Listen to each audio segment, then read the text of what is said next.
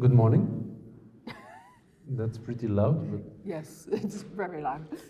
I think even if we would say nothing, it would already be a success. But we are going to talk, of course. We're here for a reason. I have the pleasure to introduce you to Grace Ndiritu, and also to Anne Hoster, who is the curator of the exhibition. So Anne and Grace will do a talk on the exhibition later on in the coming months. But today this was kind of a starting point for Grace and me. So very happy to see that we had to extend the circle the last 20 minutes.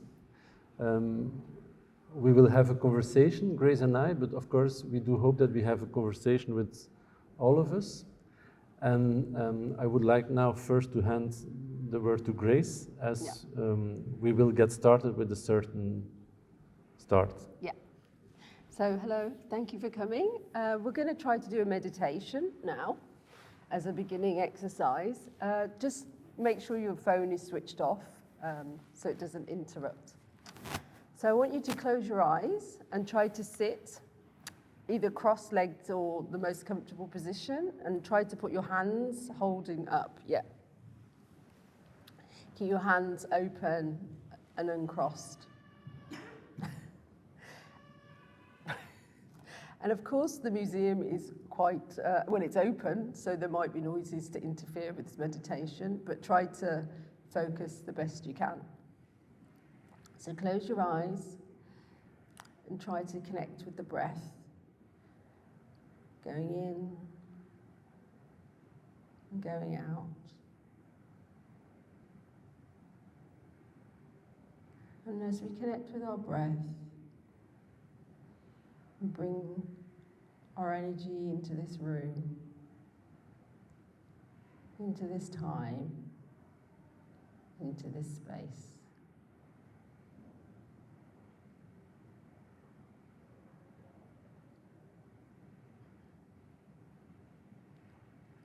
As our breath flows in and our breath flows out, try to let go of the day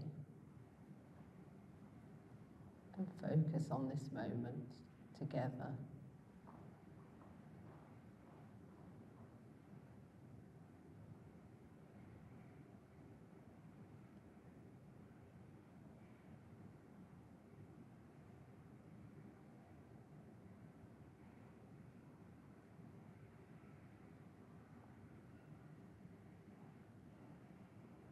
Calming our minds, calming our breath into the here and now.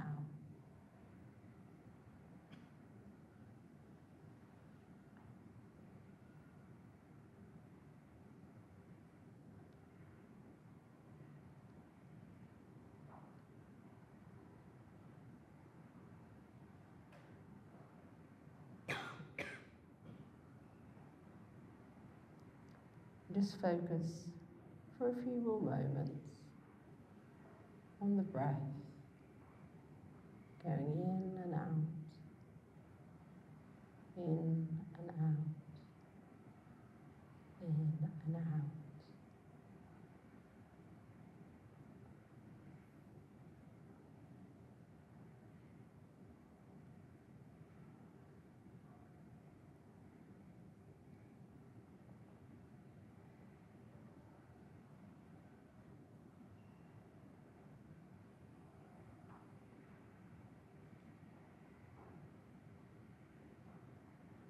We open our eyes, we come back into the room.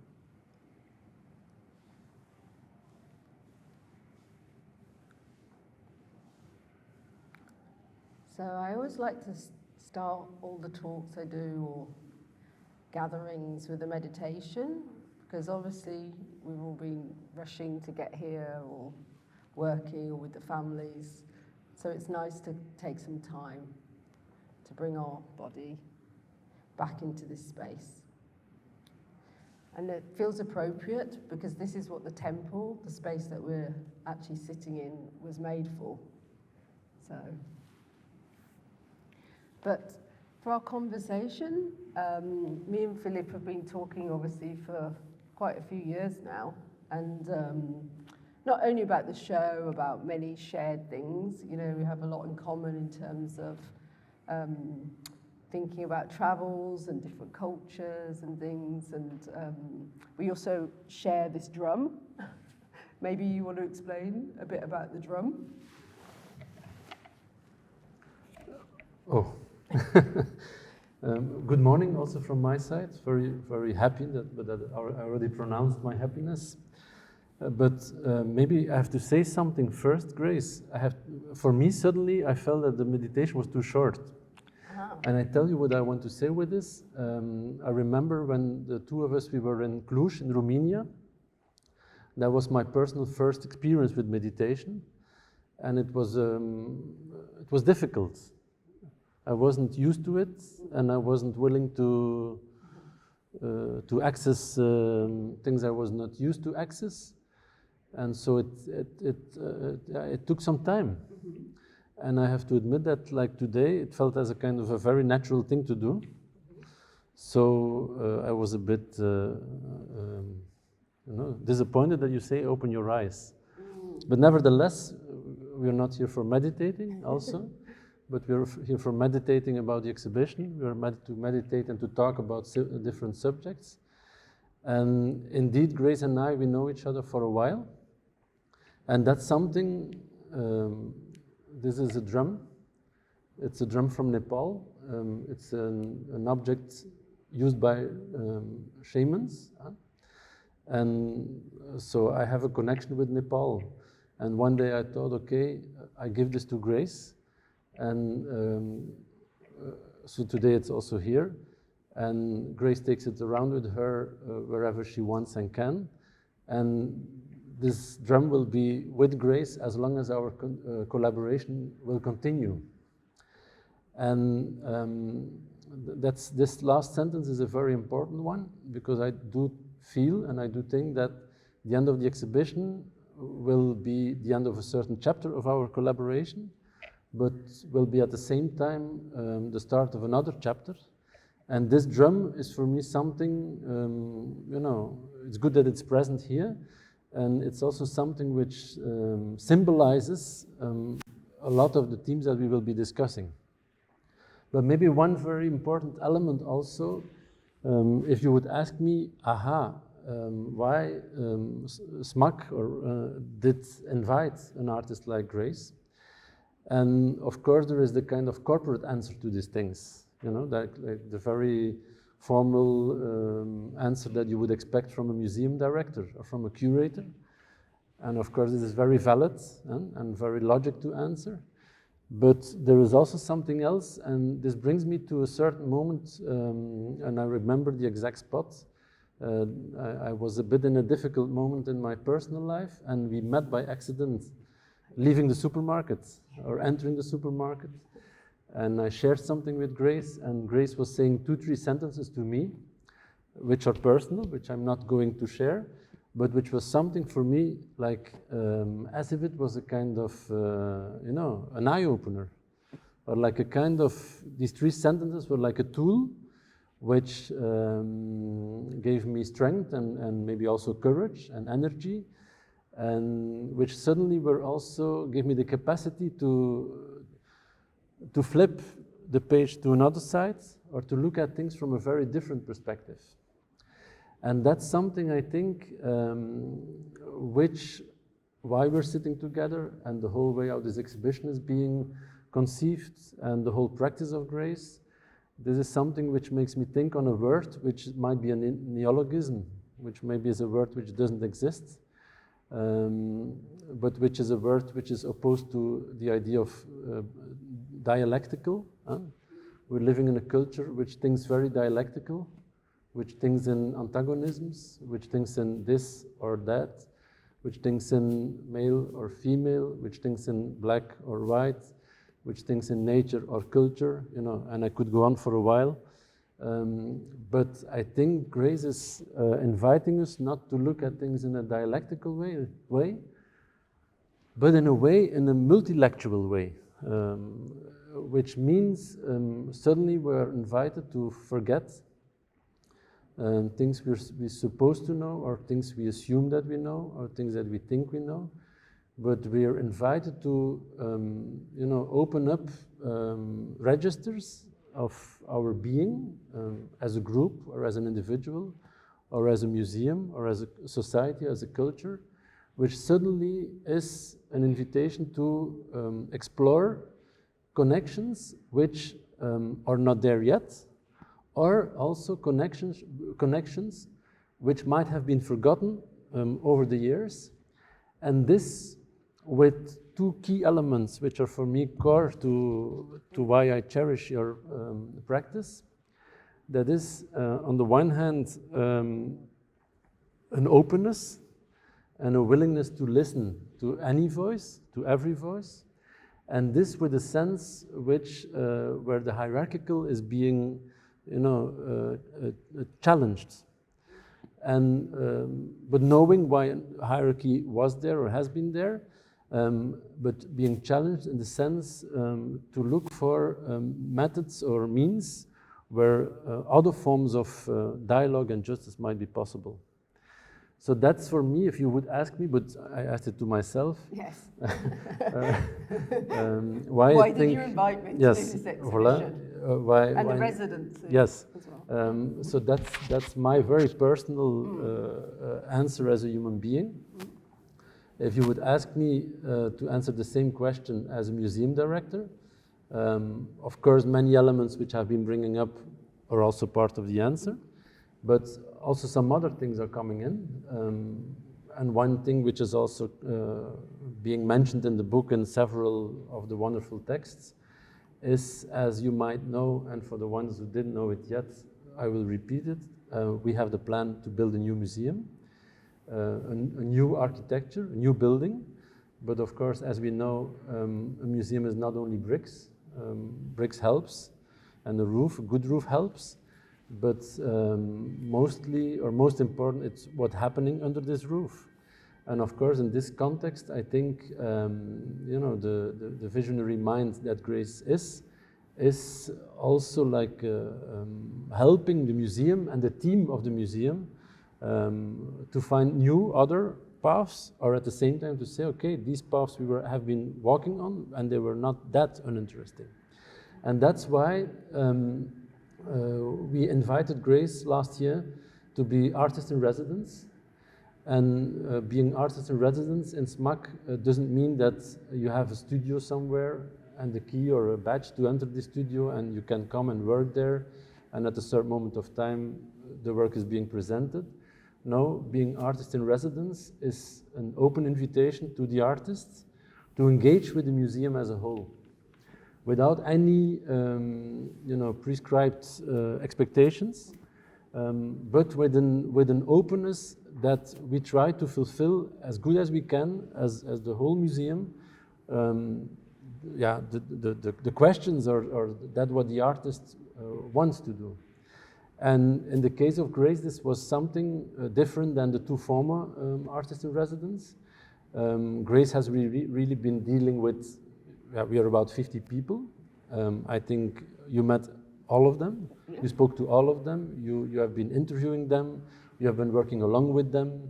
And then we're going from the range of the production team to the mediation team to the communication team to our cleaning staff to everyone who in one way or another contributes to make possible that also we today are able to sit in a circle, got time and got attention of Grace. And so this process is partly also present here. As part of this research or of this residence was also exploring the collection of the museum. But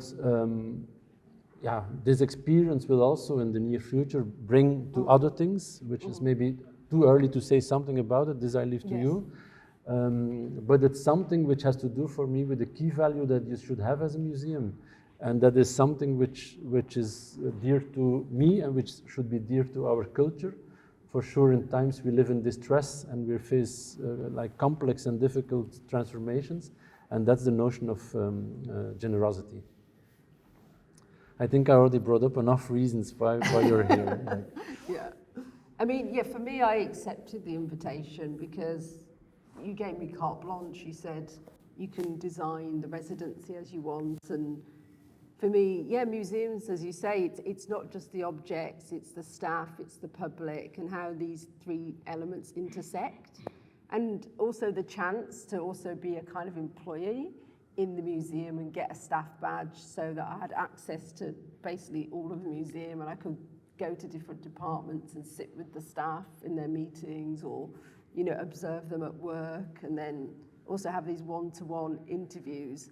I saw my residency as a much more therapeutic residency, you could say, and I would ask all the staff about their ideas to do with healing as well, what it meant to them. But this is all in the back as well of my Healing the Museum project. So maybe we talk a bit about that. So Healing the Museum, the actual project, started in 2012. This was a time I was very frustrated as an artist. You know, I felt museums didn't reflect society socially, politically. You know, I thought energetically they were dying. So I made this statement, museums are dying, you know. And so I thought the only way for museums to kind of revitalize themselves was to bring new energies in.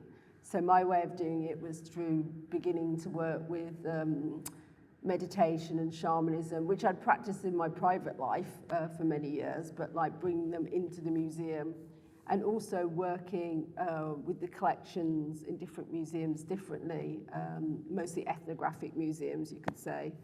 So I did a lot of projects. I did a project with the Goethe Institute, for example, where we went to different, it was a closed group of like African and European museum directors, artists, activists, scientists, academics.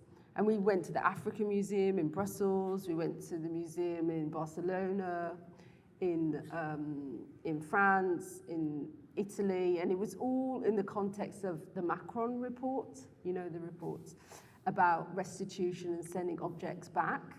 And this was very interesting to be in a closed group of obviously very decisive people, and the idea of that group was to influence German policy because Merkel wanted her own report, and actually it now exists. It's called the Benin report. It's about the Benin statues. But in that time, you know, working in that context, as well as working in contemporary art museums, it was really important to me in terms of this idea of healing. What does healing mean? You know, in my long-term vision of it.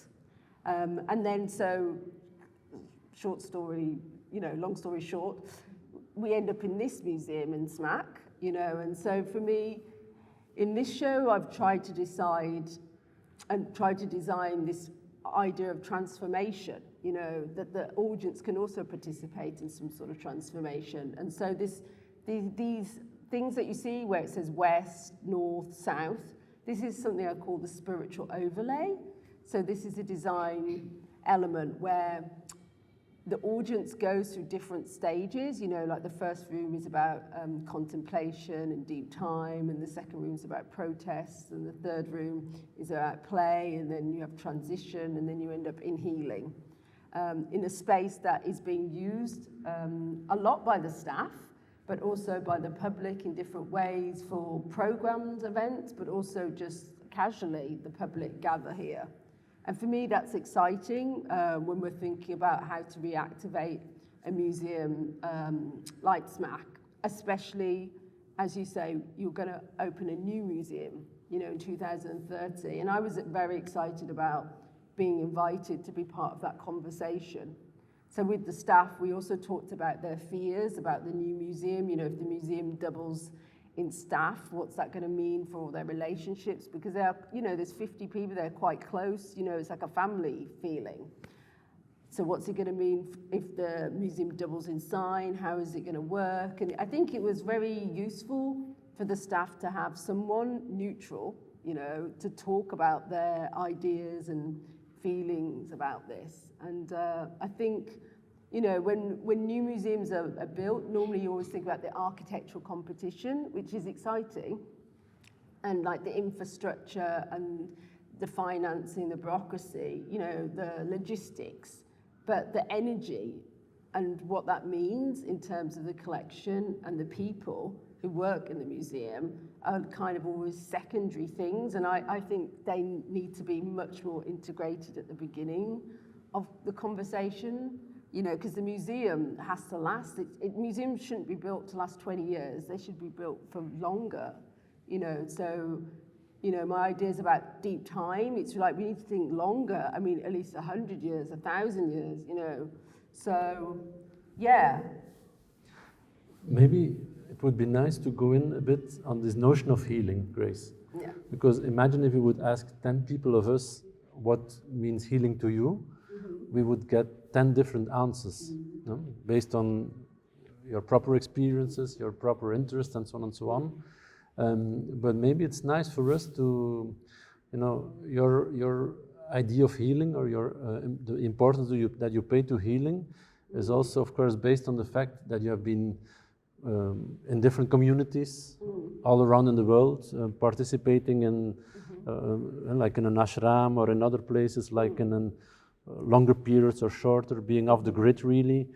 Maybe it's nice to articulate a little bit these experiences in relation to a kind of institutional context as the one we're in by the end. Yeah, I mean, my ideas to do with healing are to do with this, it's twofold. It's to do with the energetic transformation, but also a political transformation, because I think that museums are one of the last few spaces where you can allow space to think differently, you know, in society, and there's an idea that it should be a free space. And so, yeah, that comes, I think, yes, you say, from also living in different types of communities. I've lived in ashrams, but also different monasteries, Buddhist monasteries, and permaculture communities off-grid, and also with indigenous communities in South America and also Canada. And so I'm always very interested in different ways of being and living, you know, and also different notions of time and community.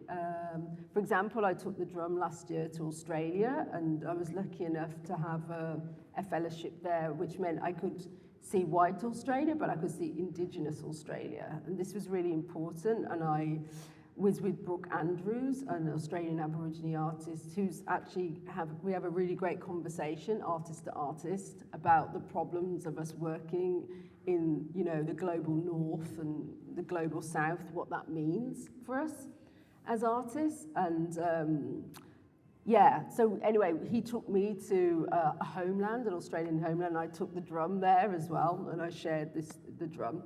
And yeah, for me, it's also been really important to be kind of like a vessel of exchanging information, because a lot of Indigenous communities, they feel isolated, even though, yes, some of them have internet and stuff, but they feel isolated in their struggle. And I've done quite a bit of work about land rights. Maybe some of you know I did this project at Kunsthal Ghent for a year about the Karma Cloister and Het Pond being sold, but how that relates to the global struggle for land rights. And all those elements of the political, but also the spiritual, for me, they go together. For many, many years, there was always this idea that if you're a spiritual person, then you're just trying to wish the world away, you know, you don't care about reality. And if you're an activist, you know, you're very concerned with changing the world, but then you'll neglect your body and, you know, you'll get burnt out because of this change. But I've always been very interested in balancing the two and looking at also the two brain hemispheres, the left and the right brain, and how you need both elements. And for me, in my practice, I've always been able to have those two elements. And also thinking in terms of generational change. You know, we're going to do a performance here in, on the 22nd of May. If you know any pregnant women, if they're in the second and third trimester. And this is a performance called Labour. I've done it before in England, in the temple, when the temple was in Nottingham. And it concerns this idea of the unborn art audience. So the pregnant women, obviously their babies are still inside of them, but we try to cultivate a relationship between the mother and the unborn child, and within this art and healing context, which means that afterwards, when they bring the baby to the museum again, there already is a relationship to this space. And it's been quite successful before, when I've done it before. And for me, this is really important, this idea of like the 7 generations that is thought about in Indigenous cultures. You know, you're not just doing something for your generation or the next one, you're doing it for the next 7. And I think museums need to think about that, you know, when they're thinking about their collections or thinking about the stories that they're trying to tell, they need to think way more long term. That's interesting also. Sometimes when I meet people and they see the title of your exhibition, Healing the Museum, some people wonder, is there something wrong? You know, for some people, or like even I think a majority of people, they don't see what's wrong. Yeah. And then mostly I answer, nothing is wrong, but there are so many opportunities which are missed. And there is so much oblivion and so much important key elements which are today forgotten, as the idea of the museum, which is by nature conservative, is as a consequence has the tendency to keep on paying attention to the things to which we have been paying attention already for generations. But that's exactly what you say. We should look forward, and we should try to make a kind of, you know, a kind of a meander of rivers, in order to try to, you know, if we believe that the museum is a kind of a megaphone for the world around us, that also means that certain habits or certain customs that we had since long time should be open for discussion and should be open to be, you know, evaluated. Exactly. But there we come also to another key element, and I will exemplify it with a very little anecdote, but which is for me extremely meaningful. Sometimes I see when an artwork is being, you know, becomes part of the collection, so it's being, you know, the key information, is technical key information is being measured, and then sometimes I see length of the piece 12 centimeter, 003, you know. So the importance that is given to data and to a kind of idea of classification and to this, you know, almost bureaucratical obsession of organizing the museum along to certain principles is something which sometimes makes the healing impossible, and which sometimes makes that certain artworks or certain objects are being like read in one direction, or being taken in one direction, or just in a kind of art historical sense. But this is also something which is like stopping the debate and the dialogue. And that's I have to say, the magical thing of the temple we are in. First of all, we are more kind in this room than in the room next doors. There's, for one or another reason, the architectural spirit that you knew to generate affects our pace, affects all our senses, affects the way we look, and suddenly we're not some obstacles that we are used to have in order to perceive art or perceive things are apparently softened. I don't know how it comes. But you suddenly are like here in a kind of a pinball machine, where you're brought from this piece of Louis Weinberger to Marina Abramovic to Marlene Dumas to and so on, without any, with remembering us something, but without any form of kind of rigid judgment. And this is, I think, this room it's a gift to the museum. You know, it should be permanent. It's not possible, unfortunately, but that would be wonderful if this could be permanent. as a laboratory, Yes. as a place in order to really dare to discuss things in depth. And there will always be a kind of friction. Because that's the thing, I think in the talk, in the conversation that we did in the book, at a certain moment I was like referring to the fantastic Brazilian pedagogue, Paulo Freire, who wrote in the 60s this wonderful book, Pedagogy of the Oppressed.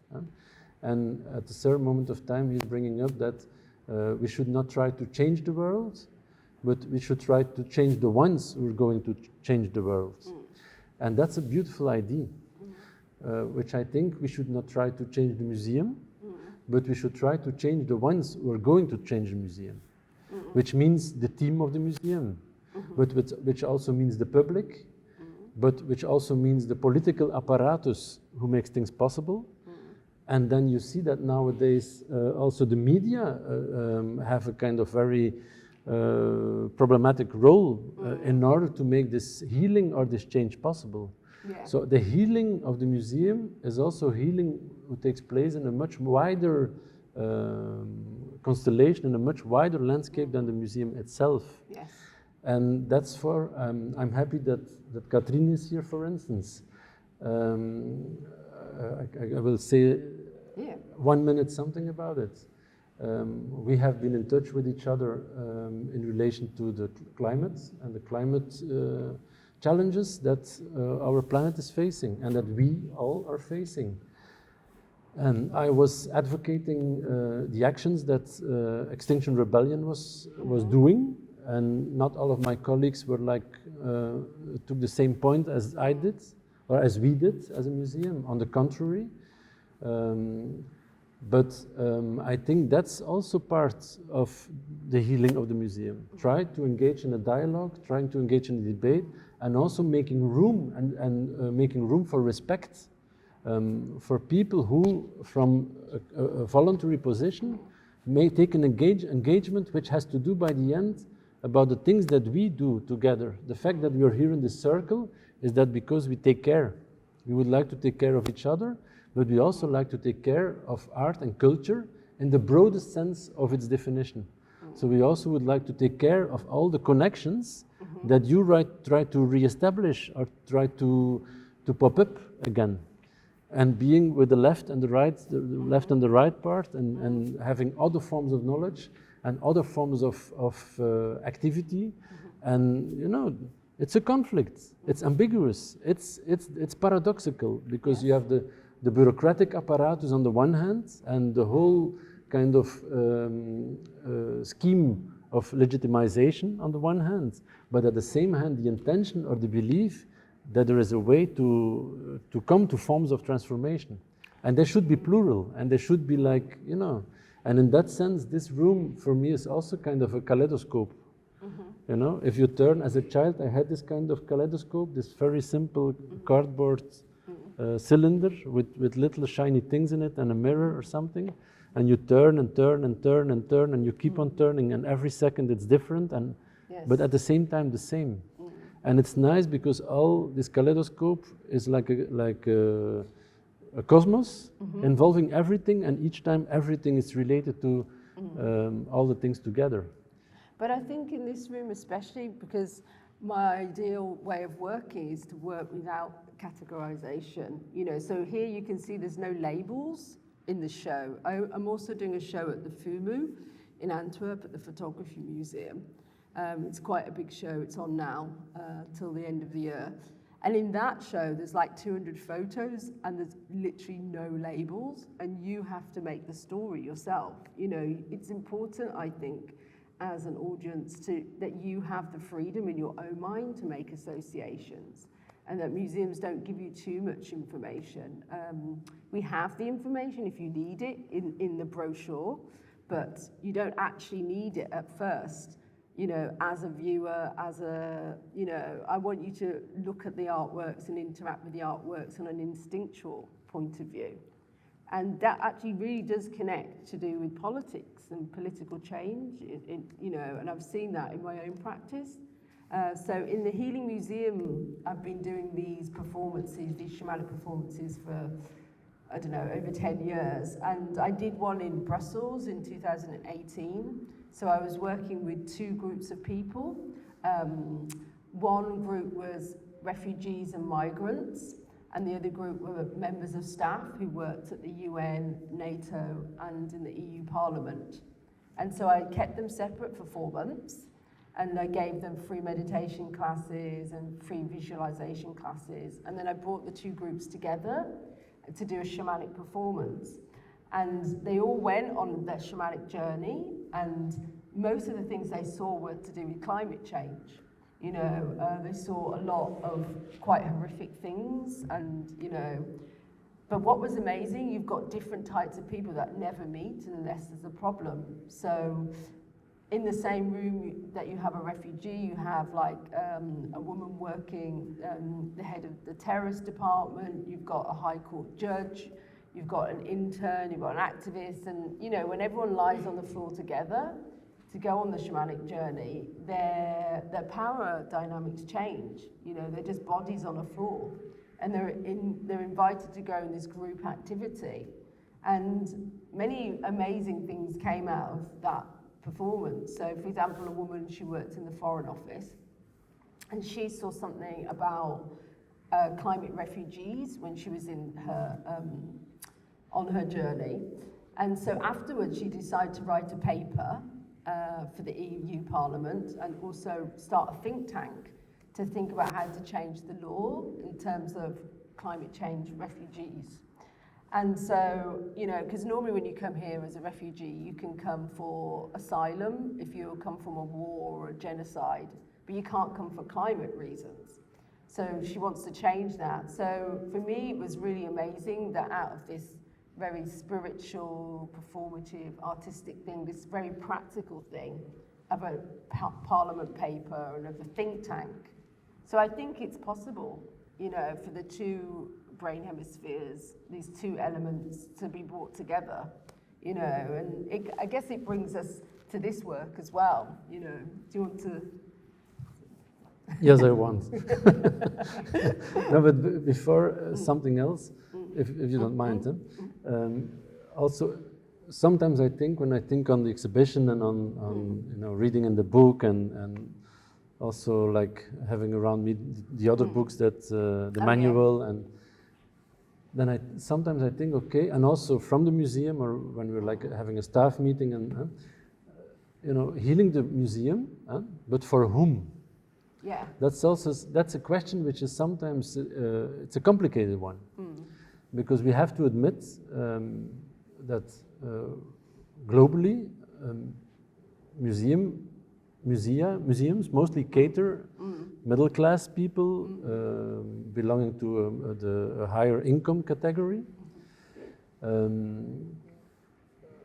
And that's a very kind of complex, I have no answers, but I'm happy I can share it. We also say it in our conversation, about class. that class is one of the few, you know, as if it doesn't exist anymore, as if it's not being answered anymore. And then I think if we think on the notion of the museum and the healing of the museum, this is also an aspect which should not be underestimated and which should really be addressed. And whereby I think that the key element in all these elements, also in the healing of the museum in general, is the notion of education and the school curriculum, etc. Yeah. But which brings us directly to the two tapestries which are in our back. Yes, I just want to say, that question of not only who are you healing it for, but do museums need to be healed, and also, do we actually need museums? You know, these are questions. Why do we need museums? What was the purpose of museums in the first place? So museums were built in a time when people, you know, the colonial period was still going on, and people understood or felt the need to collect things and people, as we know. And so most Western museums began in this very problematic history period. And then now, when we look at collections, we can see the missing voices, you know, where are the black people, where are the indigenous, where are the women, you know, where the voice is, you know, a spiritual discourse. And yeah, so these two tapestries, they're from a project I did with the Welcome collection and with Groper's Bow. Last year I did a show, I was in a group show at Groper's Bow and a solo show in Welcome, and I made 2 sets of the tapestries. And so these, they're called the twin tapestries. Maybe it's just good to explain what the Welcome collection is, or the Welcome is, just in, Yeah, so the Welcome collection, this image was I found in the archive of the Welcome collection. So Henry Welcome, he was from 1850s, he was an entrepreneur. He invented this thing called a sugar pill, which was a kind of pharmaceutical thing. So he made a lot of money from selling this sugar pill in America, and he became a billionaire. But he would spend a lot of his money on colonial excursions to Africa, and collected so many, you know, objects, millions of objects, which he took back to London, and he had his own museum of them. And then, so this picture, Repair, is from 1915, and this was taken, the museum staff, after work, they decided to take that picture themselves, and, you know, they seemed very proud of the objects, you know, they seemed like they really, you know, are proud to be in the museum. Whereas this tapestry, that photo has never been seen until now. So the Welcome one is quite a famous picture, but this one's never seen till now. This is from the Ethnographic Museum, and it was taken in 1973. And the Ethnographic Museum, it used to be part of Groper's Bow until the Second World War, and then it was moved to another part in Berlin, and now it belongs to the Humboldt Forum. So it has a very complicated history. But a researcher found a roll of film that hadn't been developed, and we developed it, and this was a picture, also taken by museum staff themselves after work, you know. So what I'm very interested in about these pictures from 1915 to 1973, they show basically the history and the foundation of contemporary art museums now, and why the issue of decolonization has to come. You know, so 1915, this is the colonial period. 1973, this is the post-colonial period. But you still see a kind of disrespect to objects from Africa and the global south.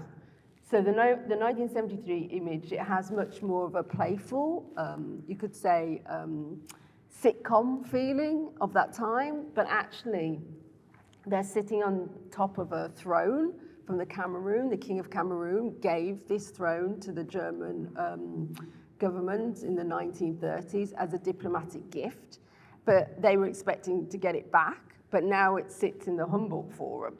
So the two tapestries, Repair and Restitution, I say they're two sides of the same coin, because this idea you can't have one without the other, which I think is important for museums, you know, when thinking about even the S.M.A.K collection. I spent like a year in it going, you know, it's housed here in the building, but it's also a part in the warehouse in the port, and also in the football stadium here in Ghent. There's, the museums have a whole section underneath the seats where they store their objects.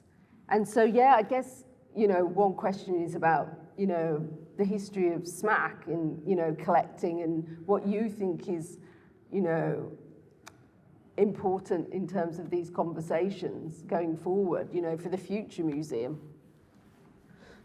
First of all, what I was thinking is any conversation is always like a kind of a simplification of very complex matters. Yeah. But that's how it is. Also in relations to museums, this is true, because if we bring up the word museum, then suddenly we make no distinction anymore between Centre Pompidou in Paris, or Van Abbe Museum, or Ludwig Museum in Cologne, or, you know, all the museums are on one level, although that all these museums have a very different history and a very different origin. No? Just if we think locally, M.U.K has been really a product of the government. It's a government's decision at a certain moment of time to make a museum, and it was dropped there like, out of a helicopter, whereby the origin of this museum, and that's beautiful, that just the room below us, there is this presentation of the Matthijs Kolle collection. This museum found its origin in 1957 in an initiative by the citizens, or by some citizens of Ghent, who had a conviction that investing in experimental art, in contemporary art, is something which is very important in relation to the city we were living in, which means that it's another origin than many other museums, which means that it's also something which came from, a very personal, sometimes even emotional starting point. So citizens who wanted to realize a museum for contemporary art.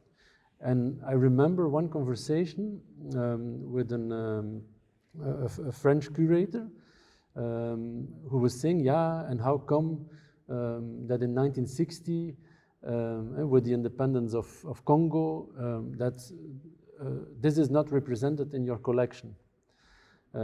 How come? At that moment of time, this organization existed 3 years, and in the conservative environment that Ghent was, having an acquisition like a Cobra artwork from Asger Jorn was already like a kind of earthquake happening. And the scope of attention was, back in those days, Amsterdam and Paris and Cologne and Düsseldorf, and that was the territorium where these connoisseurs, these amateurs, these people who were doing a profession and in their free time were trying to construct this idea of the museum, were doing things. So that's something we may not forget. It's not an excuse, but it's important to understand what is the origin of a place in order to understand also the origins of the collection of this place. But if we fade out a little bit, we do see that most European museums and North American museums, that if you would make a kind of statistics of the collection in terms of the objects being present there, that we will see that it's like 98% made by man, and that let's say 90% or maybe a bit less, 85% will mostly be North American and European art. And that's something that we see reoccurring all the time. And then is the question, of course, how can you can see this as a problem, but at the same time you can also see, as I was starting to talk in relation to the reason why I think we invited you, you can also see, okay, how can this fundament, which is there, how can you see this as a kind of genuine starting point in order to include other narratives and other positions and other ideas? And I feel this already here. How fantastic is it to see this wonderful drawing of Shiranawi Hakiiwe just above the ceramic sculpture of Tamara van Zan, just to name one thing. So here, I think in this room, which is indeed, and this is something I cherish a lot, it's against categorization, but it's trying to open up like new and other perspectives with an alertness for many of the elements that you're bringing up.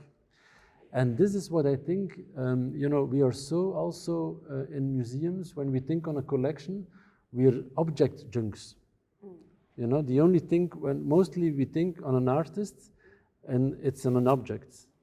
Yes. And that's the logical way to think on a collection. We are a place where you come to look at things. So mostly you look at a painting or a sculpture or an installation or a photograph or a performance or a drawing and so on and so on. But by the end, a collection is a collection of attitudes. It's a collection of ways of being. Mm-hmm. It's a collection of how you relate to your world and the world around you. Of course, this drawing of Shiranawi, it's here, but at the same time, Shiranawi is a Yanomami indigenous person living on the border between Brazil and Venezuela, and introducing here in the museum new and different and other kind of knowledges which can be activated if we also as a museum are interested in them. Because if not, it's just this drawing with this kind of conical form, but if we're interested in it, this opens new ideas and other ideas about death, about nature, about resources, about living, about solidarity, about what it means to communicate. And that's the biggest challenge.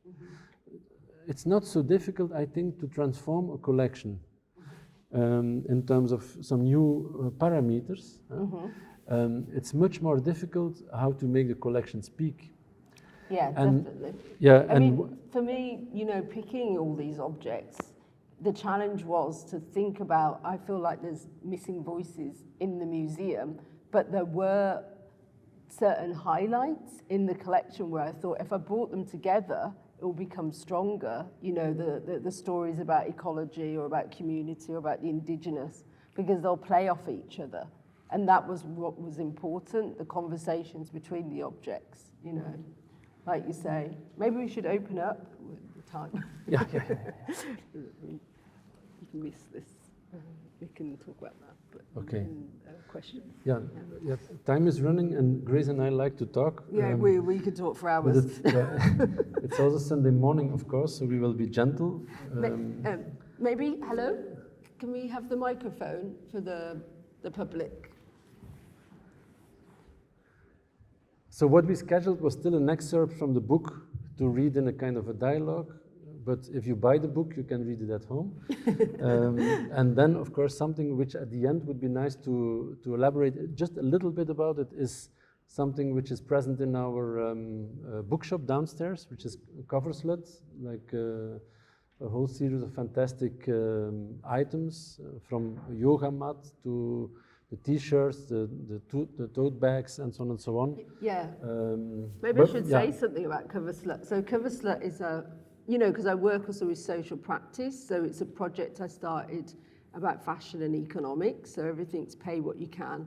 And actually, I did the first editions in Ghent in 2018 in a textile studio here, and I did little pop-up events where we would sell the clothes, you know, we'd do catwalks, we'd do protests, we'd have psychedelic movie nights all over the city in the Verhout, oh, I'm sorry, how do you say the new name? 404. Yeah, 404. -1, Decour, you know, so Cover Slut has a special feeling to be back in Ghent for me. And so S.M.A.K invited me to work with Jan and Ranald, some graphic designers, to make a new collection for this show, which you can also see in the shop. But yeah, has anybody got any questions? We have a microphone, can borrow. A question. We have been talking about museums a lot, almost only about museums. And I think the patient is, museum is a patient is a museum, since the museum became a public institute. Duchamp, the 60s, we have all been discussing the museum as the proper place to exchange, to communicate with the public, with the society. Now I see more and more museums in Africa, from south to north, and they all duplicate, in fact, what we have been doing here in the West. And we might like to know, is it not better to cure museums in Africa before you start doing here? Well, it's both. I mean, I've been involved in the contemporary Africa art scene for, I don't know, well, since I was a young artist, you know, I've shown in Ethiopia, Senegal, Mali, and I've seen the development, you know. The thing with Africa is about the infrastructure, really, and about financing. To even imagine to build a museum is a really big deal. Like, it's really complicated. And the politics, you know, that are involved, like, for example, in Senegal, that museum was partly funded by China and, you know, Iran. So it's another level of politics, you know. And the issue with museums there is like, I mean, I'm just talking generally, is what I think is interesting is this idea of restitution here, you know, how the two things connect, because the argument here is like, you know, if we send objects back there, that then they don't have this proper climate control, they don't have the, so part of the reason that museums are being built there is so that objects can be received back and that they can be looked after properly. And this idea of actually objects being used by source communities, you know, again, by where the objects came from in the first place, is a really important thing, you know. So not only diplomatically, but energetically, like especially in terms of issues to do with the human remains, that human remains go back to where they came from, you know. So, but in terms of other things to do with museums, yeah, I have to say the most problematic thing about, let's say, just mirroring or just copying the systems here is, yeah, things get replicated there that you don't want replicated in terms of, let's say, the market or how younger artists are taken disadvantage of, you know, like, I have stories, like horror stories of like, I could tell you of like collectors or gallerists going, you know, to Africa, you know, taking objects and the artists never get paid there. And of course that can happen here, but there's this idea that, yeah, Africa is just a free for all, you know, and then people could just still go and exploit it. And that's actually a problem. So maybe having museums is a way of having some sort of, barrier, let's say, between these nefarious elements of the art world, like the art market art world, and having a barrier between them and the artists. So artists have some more protection there, because otherwise you have no, you know, like for example in England, there's no union, artist unions, but you have an arts council, you have, you know, you have certain structures, but if you have no structure, it's like a Wild West situation. So I do think having some structure is important. What do you think? I think that's a very good question, but also difficult. You know, the museum is a Western invention, and by nature, as I mentioned before, the idea of the museum is conservative. Even within 150 years, we will still collect, and we will still try to study the collection, and we will still try to, you know, have people to come to look at the collection. And so the core of the idea of museum is impossible to transform. Maybe, and museums have always also within the 19th century and within the whole colonial epocha also kind of export products. In Nepal, you have some museums, and these museums are really just also even, you know, there are not the resources, but they are mimicking the museums as we know them. And then when I was working there in 2017, then I thought, okay, maybe this could be done or that could be done. And then 1 year later, I went back, and then I saw nothing changed. And I thought, who am I to bring in ideas which are ours, but which should not fit there? And maybe one should try to, maybe the future of the museum is like a new structure which starts from totally different ideas. And maybe one of these ideas could be impermanence. You know, we have the idea always, a collection is there for eternity. We restore for eternity. Things are being, you know, I'm looking at this wonderful little sculpture of Katharina Frisch, this Madonna, and I'm already having to say, no, Philippe, don't go there and remove this this dome on top of it. So we are generating, we say, all the time we talk about participation and dialogue and meeting, but it's also at the same time, you can't do this, you can't do that, you're not allowed to do such and that. And then I think within other geographies and in other cultural fields in the world, there is, you know, capacity and possibilities in order not to mimic the museum, but to do new things. But the healings should happen here more than there, I think. So in that sense, I see it a bit differently. But I would just add that in ethnographic museums, for example, the MOA in Vancouver, where I actually worked as well, it's a Museum of Anthropology, you know, they have been working with First Nations communities for years, like since the 90s, and to bring First Nations into the museums to work with objects, but also give the objects to take back to their villages, you know, so they can be activated, because especially with ethnographic objects, they die without being activated, like ritually and spiritually.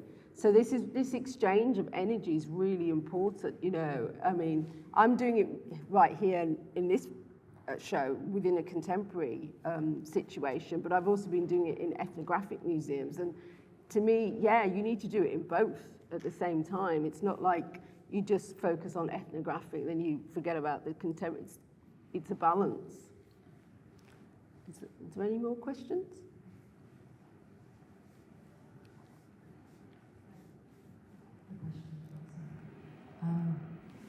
You could call a book also a museum, or a kind of museum. It's a different space. You have been making a lot of books during your career. Could you explain a bit more what making books mean, and how eventually also distributing books could also be a form of being a museum? Yeah, so I've made 3 books. You'll see them downstairs. The first one is called Descent Without Modification. So this is a book that I started in 2013 and was only published in 2020 by Bergen Kunsthal in Norway. And it's a series of interviews that I did with radical women. So artists, activists, hackers, women who I thought, you know, were thinking outside of the box. Coincidentally, they'd all gone to art school in the 90s, the late 90s. And all of them really had different points of view. So there's African, there's European, American, and the conversations are generally about politics and the art world, but also about motherhood, about finance, you know, about sex, about interracial relationships. A lot of conversations where you talk about things you're not meant to talk about. So that was the first book I made. And then a second book I made was called Being Together, a Manual for Living. And this came out last year. It's a brown book, and it shows the last 9 years of all these experiments I've been doing with groups of people through either living with different types of people, with scientists and artists, or through doing shamanic performances or holistic reading rooms. And the idea was to get the different participants from these different projects to write something as a way of inspiring people to work together and live together. So that's kind of a manual for living. And then the new book, this just came out now. And this book, yeah, I mean, the show, you know, is kind of showing the last 20 years of my ideas about being an artist and, you know, working with museums, but also outside of the museum, you know, because I've lived this kind of weird life of living in all these different types of communities and with different types of people. For me, life and art are very blended together, so there's not like a hierarchy, or 1 minute I'm an artist, next minute, you know, everything's kind of mixed together, and that's reflected in the book. So we have different voices. So we have a voice of the African American experience in terms of talking about blackness and women. And the writer, Ifeanyi, she writes a lot about my early videos, which you can see in that small room over there in the transition space. Because for me, it was really important to have some of the older work from 2004, where all the subjects I was talking about then, like poverty, sustainable development, climate, these are still the same issues that are going on now. Things haven't changed so much. And that's also reflected in the new film, Black Beauty, which is in the first room. You know, hopefully some of you will have time to watch it, because that film really goes even more into depth in obviously a kind of like fictional narrative with Borges, the Argentinian writer. But yeah, these kind of circular notions and these circular topics come around. And then also in the book we have the voice of, as I said, Brooke Andrews, the Australian Aborigine artist, and also Gareth Bell-Jones. He's actually the curator of John Latham, the John Latham House in London. So John Latham had an amazing project in the 60s called Artist Placement Group, where him and his friends believe that artists need to have a function in society and that artists can be part of, real society, so they can work in the government, they can work in a coal plant, they can work for the telephone company, and that when artists infiltrate those kind of working spaces, they influence them. And, you know, I had already started Healing the Museum in 2012 as a project. And then I found out about John Latham because I was invited to do something there and understood that him and his colleagues had already been working on this idea of artists being placed.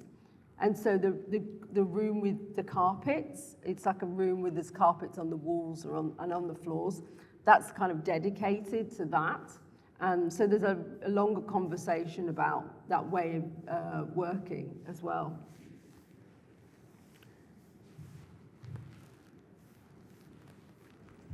Can you tell me a little bit more about the instruments or the objects you have here around us, in which way they play a role into your healing process? Yeah, so for example, I was in, you know, there are sub-themes, you know, there's a theme of covering the body, so represented for example, my video over there in the corner, but also connects to Boyce's video over here, I Like America, America Likes Me. And also LYC, he was a Taiwanese artist from the 60s. He has a painting on the back of this, and he was also working with shamanism. So there are different sub-themes that happen, and also one about ecology and plants. So we have real plants, so Weinberger, you know, we're actually growing plants there. And you know, this is always difficult when you're talking about having something alive in a museum, you know, because of conservation and climate and stuff. It's really a negotiation with the collections team. How can we have water in this space with the other objects, you know? But luckily, you know, they wanted us to have, to use this piece. And then we have fake plants, and then we have pictorial plants. So there's different elements to do with ecology and themes like that. So it's more that there are quite subtle connections between things and that you see again and again. And my idea was also about, as I said, this is not only a display structure, the temple, you know, I designed it as a display structure based on the architecture to do with modernism, but also to do with sweat lodges, First Nation sweat lodges, and also my grandmother's African adobe hut in Kenya.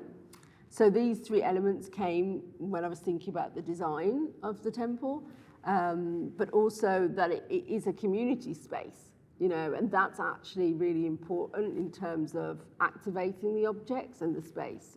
It's not just that objects are static and they, you know, that this enlivenment happens.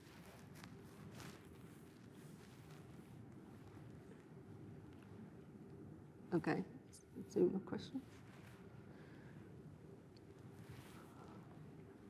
You can answer. I have to try something quick.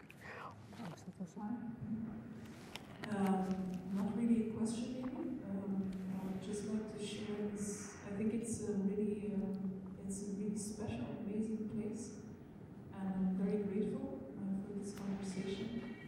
And a lot of the things that you were talking about made me think about the things that I've been doing and reading. I'm also, like Katrien, an activist in Extinction Rebellion for a number of years now.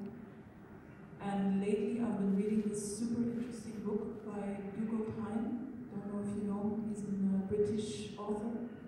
And the book is called At Work in the Ruins.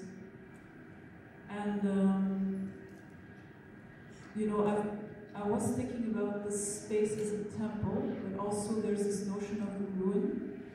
and especially the idea of modernity, which we can see as a kind of ruin. So it's clear for a number of us, I think for a lot of people, that we're actually transitioning to another kind of world, to another kind of being in the world.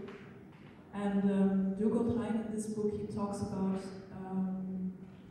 maybe we have the task at hand right now of creating good ruins, about thinking, it's all about asking ourselves the question, what is actually good to be kept from what we have from this world, what can we take to the next world, and what must we leave behind. So I think that's a very interesting, also as a kind of space to think about. And when you were talking about the spiritual versus the political, it's something that is also a personal thing, a personal question for me for a number of years now. And yeah, I think it's so important to think about that it is something that really goes hand in hand, that goes together. And when you were talking about the idea of healing the healers, I think, healing the people who are healing the museum, and this is also so crucial, I think, in my mind, because also in the book of Dugothein, for instance, he talks about maybe we should ask ourselves, as people who are activists, as people who are trying to heal, trying to change, the question, maybe the world isn't something that needs to be saved. This is so, yeah, all these kinds of things make me feel and think a lot about what I have been doing over the past couple of years, and also questioning my stance as an activist, as trying to change things, trying to, yeah, maybe it's not I don't know, it just makes you wonder about a lot of things and wonder about your own personal and maybe spiritual journey in relation to the political journey. So thanks a lot for this opportunity. Thank you. Okay, the last question, I think. We have to go downstairs. Stop it. You're terrible, man. You're terrible. I want to mention also another thing. For me, healing the museum is healing the beauty. In fact, I think there is something universal on the thing as beauty. So I'm, as a teacher, I teach a lot of multicultural people, pupil, and I see that there is everybody can see what is beauty. So I think the question about Africa and so on, I think the museum has the duty to reveal the beauty in a lot of things. Yeah, I would say beauty for me is important in my practice as well. You know, even though you know, in my art, I like to talk about quite deep subjects, politics or spiritual. I think beauty is a unifying thing, and the idea of the awe, you know, which nature, you know, when you go to a mountain or you go to the beach, you know, you get awe-inspired, and we can all feel that. So for me in my practice, I always try to think about what we've got in common as humans, and beauty is definitely one thing. No, the last words you were saying were a lot of things. I think there is a lot of things to further discuss, but maybe we can do this downstairs or outside or wherever. I would like to thank especially Anne Hosten. Anne is the wonderful curator of this exhibition, who also contributed with a great text to the publication. So please come back in the same circle, but maybe a different order of sitting with other neighbors. But Anne and Grace will talk in September, I think, somewhere in September. So you will find the information later on. And of course, gratitude is a beautiful word. Gratitude to you, Grace, for all your commitment, engagement, visions, generosity, and for taking care of this wonderful Nepali drums. Thanks a lot. Voilà.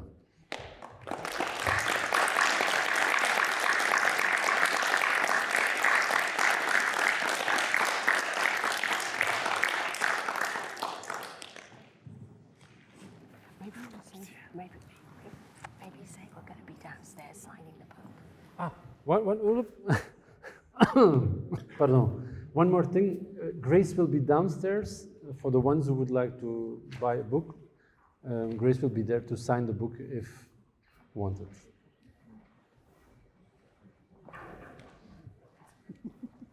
It was nice. Yeah, it was nice. Huh? I had a good time. I'm glad you had a good time. And you too, I think. I'm glad you were satisfied. You had. No, but we could go on for hours. Yeah, that's indeed. why I was like, Huh? hey. Because I was like, okay, we better stop this. Too much fun. I'm not getting the idea of this thing. Oh God, maybe. Oh, it's too full. I don't want to watch. Don't ruin the temple.